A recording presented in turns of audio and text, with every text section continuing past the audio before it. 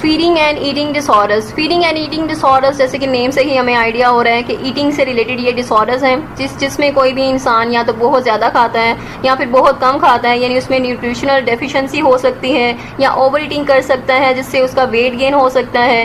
सो ये सारी जो हार्मफुल चीज़ें हैं ये एक डिसऑर्डर कंसीडर किया जाता है, यानी जो एबनॉर्मल बिहेवियर है रिलेटेड टू द ईटिंग, तो उसको हम ईटिंग डिसऑर्डर्स में कंसीडर करते हैं। और इसमें डिफरेंट डिसऑर्डर्स हैं जो DSM-5 में मेंशन है, और ये इस तरह आपकी डेली लाइफ जो है, आपकी फंक्शनिंग, सब कुछ जो है वो इफेक्ट कर रहा होता है उसको।